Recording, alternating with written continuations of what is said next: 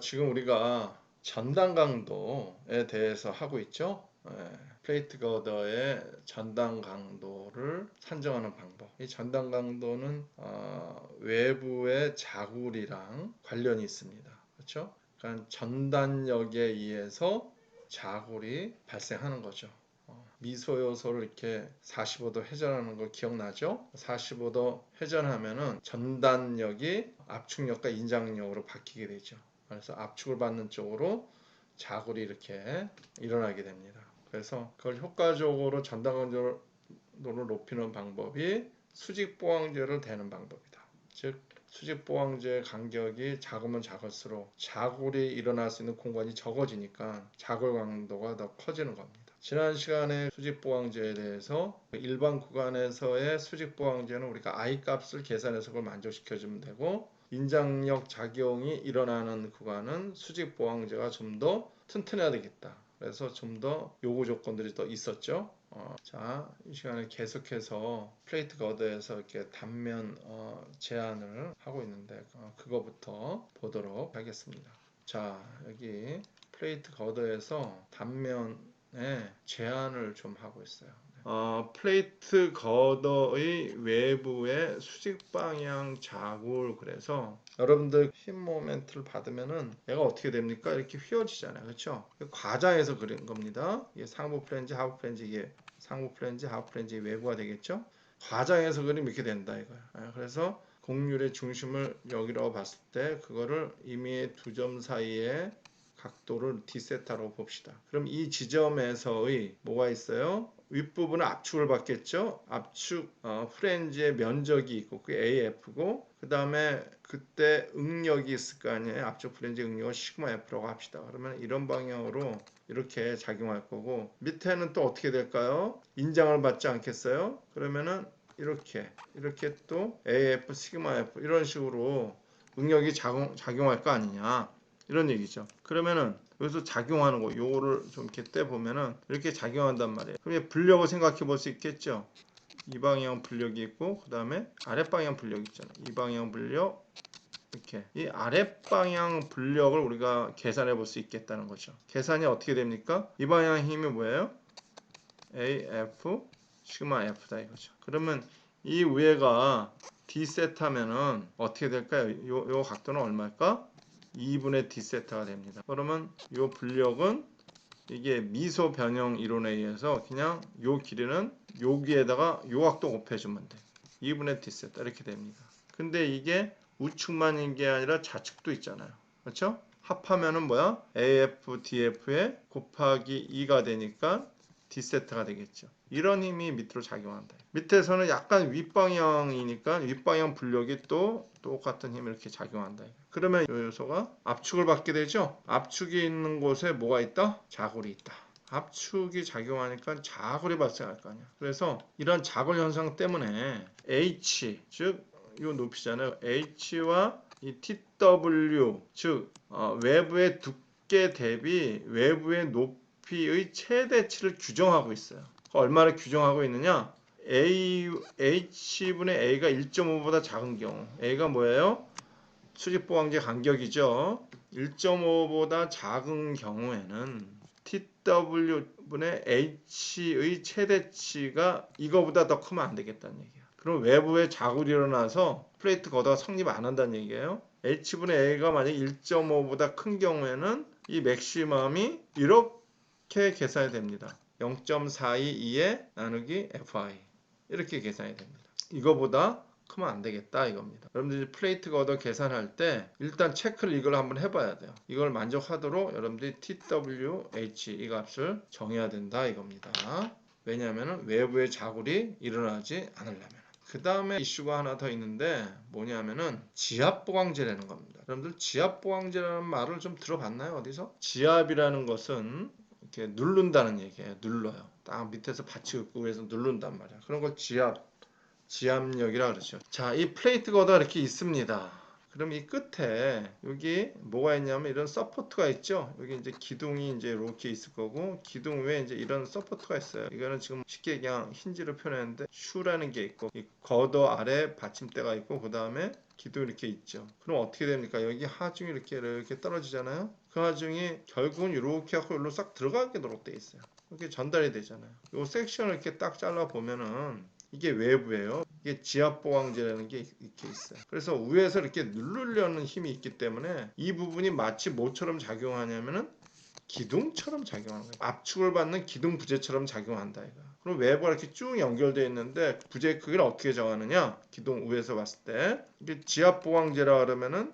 여기 보강제가 있고 그 다음에 이 외부 두께 9배만큼 이렇게 있다고 보는 거예요. 그럼 이 비금치 면적 이게 기둥의 단면적이 되는 겁니다. 어떤 데는 지압 보강제가 하나로 안 돼서 이렇게 두 개를 쓰는 경우가 있어요. 그런 경우는 요거 보강제는 그대로 놓고 끝에서 중심에서 구틱 터블까지 이 외부 두께 9배까지 이렇게 해서 단면이 이렇게 형성이 되는 거예요. 이게 기둥의 단면이 되는 겁니다. 하중을 주면 일로 다 전달이 되니까 이런 압축을 받는 단면이 이렇게 생긴 기둥이라고 보는 겁니다. 기둥의 길이는 얼마요? h겠죠. 그런 걸로 보고 계산하는 겁니다. 여러분들 1학기 때 기둥 이거 계산하는 거 했었어요. 그 식으로 계산하는 거야. 그래서 만약에 보강제를 복부에 볼트로 연결하는 경우가 있어요. 어떤 경우냐면은 이렇게 외부가 있는데 이거를 앵글을 이렇게 해갖고 볼트로 이렇게 연결하는 경우가 있다. 양쪽 이렇게 해가지고 그런 경우는 어떻게 한다? 보강제만 유효한 단면으로 한다 이거죠. 왜냐하면은 이 외부랑 이 보강제랑 볼트로 해가지고는 일체라고 보기 힘들잖아요. 그래서 요 보강제만 단면이 이렇게 있다고 보고 외부는 무시한다 이런 얘기예요. 근데 요즘은 볼트로 연결하는 경우는 극히 드물어요. 보강제는 주로 용접을 해서 일체화를 많이 시킨다 이겁니다.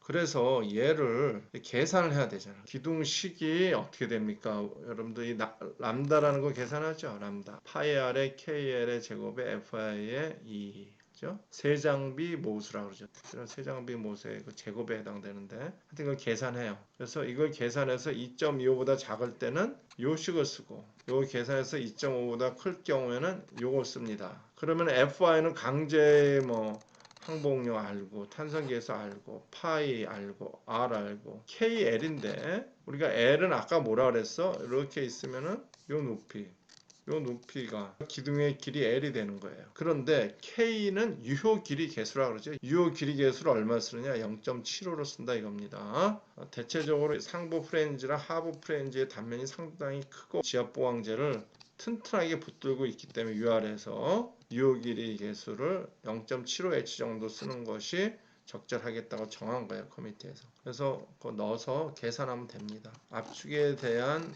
저항계수 0.85수잖아요. 그래서 0.85pn 이렇게 하고 이 PU가 여기 강도보다 작아야 되겠죠. 이 강도가 이 압축 강도가 PU보다 커야 되겠습니다. 그럼 PU는 어떻게 구하느냐? 이거는 이렇게 있다 이겁니다. 그럼 만약에 오메가가 이렇게 작용한다. 그럼 여기 반력이에요. PU라는 건. 기둥처럼 해갖고 결국 여기로 이렇게 들어오는 거거든요. 물론 하중이 이렇게 타고 요 방향으로도 이렇게 들어와요.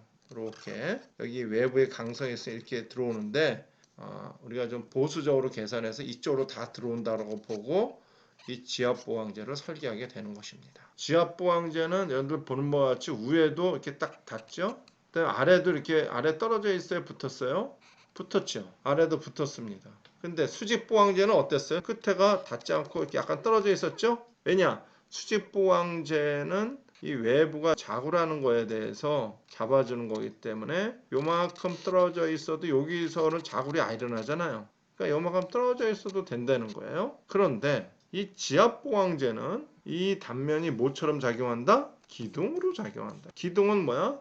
하중이 여기를 타고 이렇게 떨어지는 거예요. 수직보강제는 하중이 여기를 타고 이렇게 떨어지는 개념이 아니라고. 얘가 이렇게 자구를 하는 거를 횡방향으로 이렇게 지지해 주는 거거든요. 근데 지압보강제는 이 끝에 단부에서 하중을 타고 이렇게 들어오는 기둥처럼 작용하는데 이 밑에서 정작 타고 가다가 맨 끝에서 떨어져 있으면 이 단면이 작용을 하겠어요? 못 하겠어요? 단면 작용이 안 되겠죠. 그래서 이 지압보강제는 일체로 하부도 이렇게 용접을 다 해줘야 되는 겁니다. 끝까지 딱 닿게 해가지고 그것이 다른 점이에요. 힘을 받는 그런 원리가 달라서 그렇죠. 그 다음에는 전단 강도에 대해서 예제를 하나 풀어보도록 하겠습니다. 스팬이 32m인 H 2200 609에 30인 플레이트 거드야. 높이가 얼마야? 2200. 이 높이가 2200이라는 얘기죠. 플랜지 폭이 600이야. 이게 600이라는 얘기죠. 그 다음에 두께가 외부 두께가 9, 플랜지 두께 30이야. 이거는 문제를 좀 단순하기 위해서 상부 플랜지랑 하부 플랜지의 단면이 동일한 경우를 계산하는 것입니다. 그림과 같이 고정 하중을 받는다. 고정 하중은 얼마냐? 20kN/m. 등우파 하중이죠. 하라중도 받는다. 50kN/m가 작용할 때 플레이트와 보강제의 강종은 SM490 315Nm/mJ 항복력. 전단 강도를 검토하고 수직 보강제와 지압 보강제의 안정성을 검토해라. 여기 보면은 수직이랑 지압 보강제의 치수도 나와 있죠. 단면의 치수는 같네요. 폭이 200, 두께가 15. 지압 보강제는 요 끝에 있는 거죠. 여러분들 보는 바와 같이 아래까지 이렇게 딱 다 있죠. 수직 보강제는 어디 있습니까? 이 중간에 이거죠. 중간 보강제라고도 또 합니다. 중간에 있기 때문에. 자, 얘는 어떻게 돼요? 밑에가 이렇게 떨어져 있죠. 그거 주목해서 보도록 하고, 지압 보강제가 끝에 있고, 그 다음에 수직 보강제 오고, 그 간격이 뭐야? 1000. 그렇죠? 그 다음에는 2500 이렇게 돼 있네요. 그러니까 이 끝에 지압 보강제는 무슨 역할도 같이 할까? 수직 보강제 역할도 같이 하겠죠. 이게 32m니까 지금 1000, 2000이라고 쓴 건 단위가 뭐예요? 미리 단위죠. 32m니까 32 미리를 쓰면 32000이겠다. 이렇게 됩니다. 그래서 이게 길기 때문에 중간에 이렇게 자른 거예요. 이렇게. 그래서 지압 보강제 전단 강도를 검토하고 수직 보강제 지압 보강 안정성을 검토해라. 전단력이 작용하고 그래서 전단 강도를 계산할 수 있는데 그 강도랑 비교해서 뭐가 크냐 그거를 검토하라는 얘기죠. 그 다음에 수직 보강제와 지압 보강제 단면이 이럴 때 이 보강제들은 안정하냐 그거를 검토해봐라. 그런 문제가 되겠습니다. 문제는 이해가 되나요? 첫 번째 전단 강도를 한번 검토해 보겠습니다. 여기 보면은 무슨 얘기가 나옵니까? 첫 번째 패널의 전단 강도를 검토한다. 이런 얘기가 있어요. 그럼 첫 번째 패널이 뭐냐? 이 수직 보강제 사이에 이루어져 있는 요런 걸 패널이라 그래요. 요게 1번 패널이야. 요게 몇 번 패널이야? 2번 패널. 뭐 3번 패널 뭐 이렇게 나가겠죠. 첫 번째 패널의 전단 강도를 검토를 한번 해보자 이겁니다. 그러면 하중에 의해서 발생하는 극한 전단력을 구해야 되잖아. 이거 VU 그렇죠? 그러면 극한이니까 극한 하중을 먼저 구해야 되겠죠? 그러면 아까 고정 하중이 20이라고 하중이 50이라고 그랬어요. 개수를 곱하면은 극한 하중이 나옵니다. 이 극한 하중을 가지고 등우파 하중이니까 여기 이 패널의 최대 전단력은 얼마입니까? 요 반력이랑 같겠다. 그렇죠? 요 반력이 요 지점의 전단력이잖아. 그렇죠? 그 값이 얼마야? 2분의 오메가 WL이겠죠? 그래서 이렇게 나온 겁니다. 그래서 첫 번째 패널을 검토하는데 전단력이 점점 작아지죠. 이게 전단력도를 이런 식으로 되잖아요. 그렇죠? 제일 끝에서 가장 크고 그 다음엔 좀 작아지죠. 그러면 여기에도 전단력이 있겠죠? 이 패널을 검토하는 데 있어서 이 둘 중에 이쪽 좌측에 있는 값이 크니까 이 큰 값에 대해서 그게 외부에서 작용하는 극한 전단력이라고 보는 겁니다. 왜냐면 큰 값에 대해서 안전해야 되니까. 만약 2번 패널을 하면 그 전단력이 어떻게 생기죠? 여기 하나 있고 여기 하나 있었잖아요. 어느 게 더 커? 얘가 더 크지. 그래서 2번 패널을 계산할 때는 요놈 가지고 요 전단력에 대해서 우리가 안전한지 검토하게 된다 이거예요. 일단 그거는 알겠죠? 그 다음에 이제 보겠습니다. 개수 전단력은 산정했어요. 혹은 극한 전단력이라고도 하죠. 개수를 곱했기 때문에 개수 전단력이고 이거는 이 부재가 평상시에 경험하지 못하는 극한치이기 때문에 극한 전단력이라고도 합니다. 첫 번째 우리가 이거 VU를 구했으니까 이제는 뭘 구해야 돼요? VN을 구해야 되겠죠. 전단 강도. 그럼 전단 강도를 구하기 전에 우리가 첫 번째 해야 될 게 있어요. 그게 뭡니까? 단면 제한을 검토를 해야 됩니다. H를 계산하고 외부의 높이죠. 계산했고 외부의 높이분의 수직 보강제의 간격. 아까 첫 번째 패널이 그 간격이 1m였었죠. 수직 보강제가 이렇게 돼서 지압 보강제가 있고 그 다음에 여기에 또 수직 보강제가 있었잖아요. 이 거리가 1m였다고. 계산해보면 0.47이네. 얘는 1.5보다 작아요. 그래서 아까 제한하는 게 있었었죠. 요 기준값 11.7에 2에 루트에 2의 FI 하면은 298이 나오고, 여기서 HTW가 238이네. HTW의 최대치가 298, 최대치 기준보다 작으니까 오케이다. 그래서 단면 제한은 통과했어요. 그 다음에 설계 전당 강도를 구해보자. 그러니까 뭘 구하라는 얘기야? 파이 VN을 구한다는 얘기죠. 파이를 붙이면은 설계 전당 강도고, VN은 공칭 전당 강도. 그렇잖아요. 이거를 구해야지 VU랑 비교할 거 아니야. 아까 위에서 구한. 그래서 이게 크다. 그럼 오케이죠. 그렇죠? 그럼 파이 VN만 구하면 돼. 일단은 H는 뭐 이와 같고요. H분의 A는 위에서 구한 것처럼 0.47. 얘는 3보다 작고, 또 H분의 A가 0.47인데 이거보다 작습니다. 그러면 KV를 이렇게 계산을 합니다. 이 방식대로 KV는 5의 AH 제곱 이렇게 계산한다고요. 그럼 AH 우리 계산할 값 여기 다 있으니까 집어넣으면 이거 나오겠죠. 27.63이 나왔어. 그러면은 1.37의 루트 KV의 2의 FI 요 식에다가 넣습니다. 저게 어떤 식입니까? 이거 생각납니까? 전당 강도 할 때 이렇게 되잖아요. 그렇죠? 이거는 CV의 값이죠. 이거는 항보, 비탄성 자국, 탄성 자국 이렇게 되잖아요. 그래서 요거는 뭐예요? 경계값이죠. 요 값이에요. 요 사이값. 여기 값이 두 개 경계가 있잖아요. 두 개가 요 값이라고. 그러면 요 계산해 보면은 1.37에 루트 이렇게 된다고. 이 경계값이. 그러면은 여기다가 값들을 넣어보면 얼마야? 184가 나왔어요. 즉 요 값이 184야.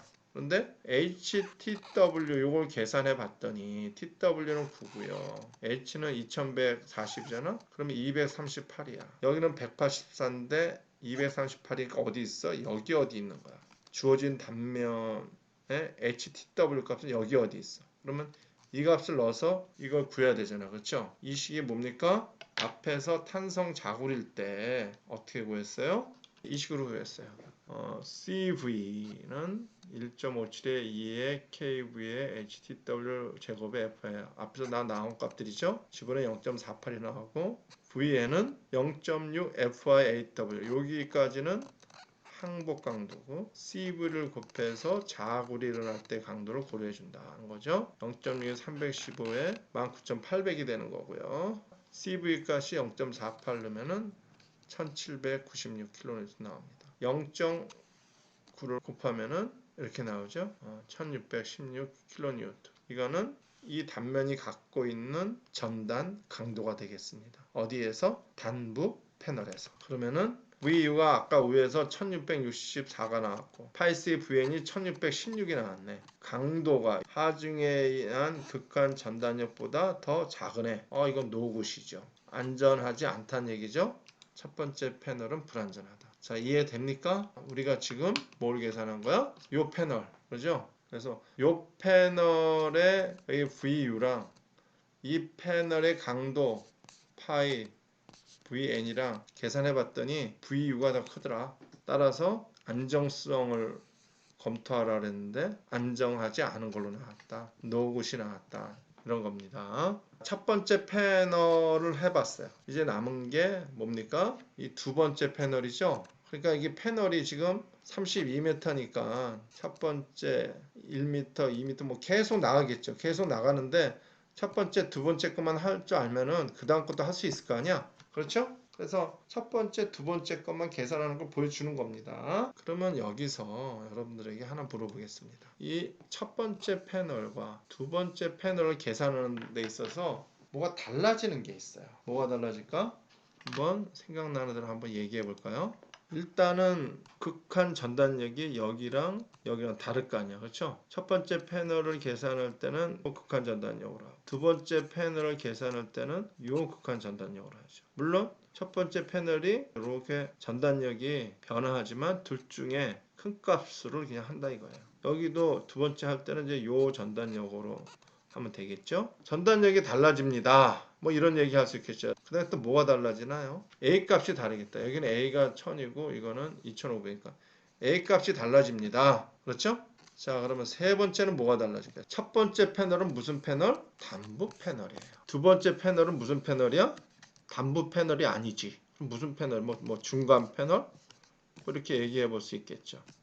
그 다음 거도 중간 패널이고. 그러면은 단부 패널과 중간 패널 그게 달라요. 그게 다름으로 해서 어떤 차이가 있죠? 단부 패널은 뭘 고려할 수 없다? 인장력 작용을 고려할 수 없다. 텐션 필드 액션을 단부 패널은 고려할 수 없어요. 그런데 중간 패널부터는 인장력 작용을 고려할 수 있는 첫 번째 관문은 통과했어. 뭘 통과했어요? 단부 패널이 아니다 이거.